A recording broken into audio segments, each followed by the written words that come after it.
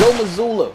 I'm getting sick and tired of seeing Joe leave starters in there when the team is up, I don't know, 30? Late in the third, early in the fourth? And homie, you got it wrong. Homie ain't getting on just cause homie got a song. In this video, we'll talk about the Celtics absolutely scrapping the Clippers yesterday. But first, I'd like to welcome you to Doing It for GP. Make sure to like, subscribe, comment if you like the content. And if you so choose, scan the QR code to donate to the channel. And with that, this is your Celtics news break. Let's take this walk. Boston Celtics, as I mentioned, embarrassed the Clippers on their home court yesterday, and my takeaways are as follows. First and foremost, Joe Mazzulla. I'm getting sick and tired of seeing Joe leave starters in there when the team is up, I don't know, 30?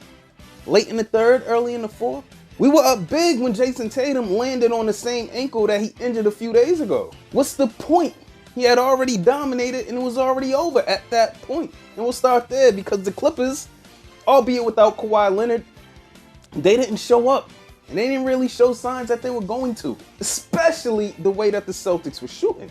And again, starting off with JT coming off the ankle injury, 30 points in 30 minutes, 5 rebounds, 2 assists. After a couple week stretch of bad shooting, it seemed like that couple of days rest really was very, very beneficial for JT. He looked spry, the jump shot had rhythm, little pep in his step. He did run to the corner 3 on a 2-on-1 fast break with Jaylen Brown, but I don't blame him. This was after he had landed on the ankle again. And he was hot. He'll probably be hot for a little stretch. Moving on, Jaylen Brown continued to look like the all-around version of himself. A little less impact because, of course, Tatum was back and they pretty much do the same duties. But this is what his role has to look like if we're going to win a championship. 24 points, 6 boards, 2 assists for him as well. But also for him, like Tatum, passing the ball to teammates, getting them open, making them threats, only makes the game easier and makes them look better anyway. This being Tatum and Brown, I mean. And D. White was D. White. 18, 3 and 3. He didn't look like the prime Klay Thompson this game from 3, but he always makes the right plays. I just wish sometimes he would exchange some of those open threes for a pump fake maybe and a drive to the basket with a floater. Because one thing's for sure, 2 things for certain, Derek White has a deadly floater. And as always, right behind him, his Bash brother, Drew Holiday, 26 and 7. And to be honest, Drew's quietly having his best stretch of the season. I mean, he's not being as locked down of a defender as he was earlier in the season, but he's still doing that. But offensively, his game has really, really picked up, shooting-wise in particular. And the last 2 shout-outs, they're going to bench players who stay ready. The stay ready crew. Pause.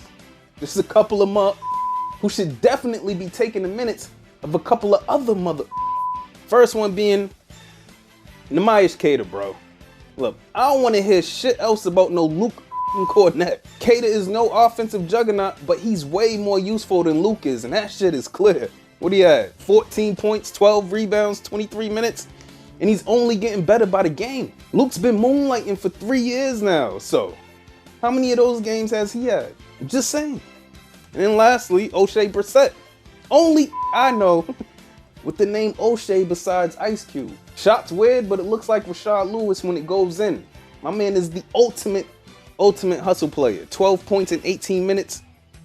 But there's no point in any game, even if he hasn't scored, that he's not making an impact with hustle plays. It's the reason he'll never be a minus for you. He makes so many plays just doing the dirty work. Having guys like that be your 12th man, well, that's the reason the Celtics are now 22 and 6 on the season.